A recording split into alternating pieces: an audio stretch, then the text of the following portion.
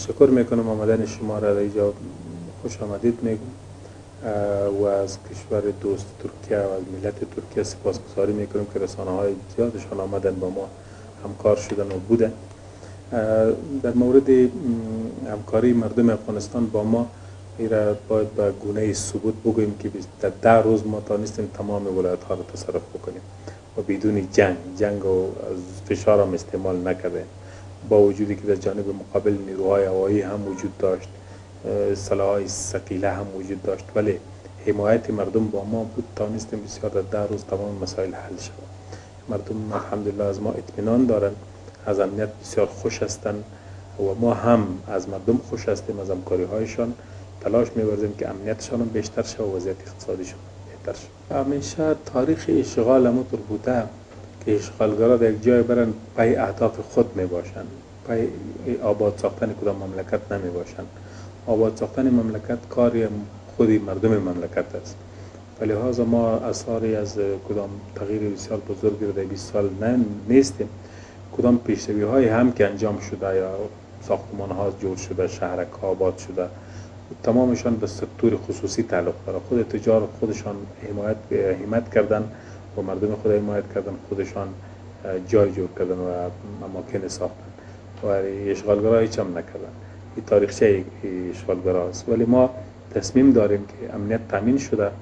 تلاش اولی ما است که در بخش اقتصادی کشور خود از بحران نجات بدیم، تمام سرمایه ملی را جمع بکنیم، عایدات ملی را با هم یک جا بکنیم، حمایت بین المللی را هم جلب بکنیم و سر از نو بازسازی افغانستان را به گونه پروفشنل و اصولی و معیارهای خوب و جوابگو به عصر کنونی را آغاز بکنیم. این تصمیم داریم، خداوند توفیق بده.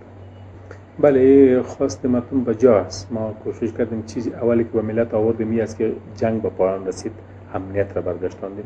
در امنیت انشالله همین 3 کار دیگر ممکن است. هم انشالله به کار مردم متوسل خواهد شدن، کار اشتغال پیدا خواهد شد و هم انشالله فقر و تنگدستی از بین خواهد رفت، چون ما عواید ملی داریم. کشور ما تا حد غنی است، میتونه عواید خود جمع بکنه پس مصرف بکنه، ولی آن بسیار ابتدایی است. ما آینده انشالله پاسخ هم میدیم. و سومی که عدالت هم انشالله تامین میشه. در مورد عدالت ما بسیار جدی هستیم. حقوق هیچ کس ضایع نخواهد شد. محاکم ما و نیروی عدلی ما، ارگانهای عدلی ما جدا متوجه تطبیق عدالت خواهد بود. 2 چیز را ما عملی میسازیم به خاطر زدودن فقر که از بین بره. اول کوشش میکنیم عواید ملی خود را با بسیار امانتداری و کامل جمع بکنیم که گمرکات کشور است، همچنان مالیات دیگر کشور و همچنان عشر و زکات کشور جمع شود در بیت المال بیای، خودش پس سرمایه میشه برای کار. دوم، سرمایه بیرونی را میخوایم که سرمایه جلب شود به کشور.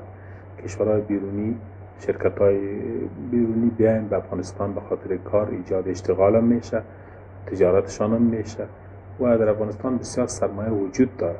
این سرمایه به خاطر استعمال خوبی از امنیت هست. انشالله زمینه فراهم شده. از سرمایه‌گذارهای دنیا میخوایم که بیاین به افغانستان سرمایه گذاری بکنن، با ما هم کمک بکنن، هم خودشان مفاد ببرن. بله، ما تلاش می‌وردیم. مبارزه 20 ساله ما به خاطر حاکمیت شریعت اسلامی بود. مجاهدین ما، افراد ما که قربانی دادن 20 سال به خاطر هدف تطبیق قوانین اسلامی بود و امید است که این قوانین را ما سرمشق خود قرار بدیم و طی از زندگی بکنیم.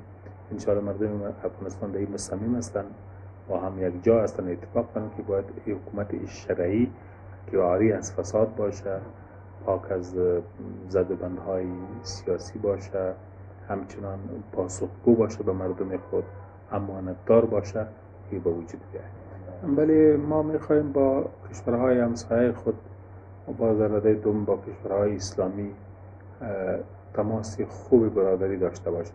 کشورهای مسلمانی که در گرد و برد ما هستند، ما آنها روابط برادرانه را میخوایم، روابطی میخوایم که قابل اعتماد باشه. همچنان تمام جهان اسلام و کشورهای اسلامی با ما برادر هستند. ما با نگاه برادر به آنها میبینیم و تقاضای ما این است که مثل برادر با ما برخورد داشته باشند و هم تماس قابل باور داشته باشند.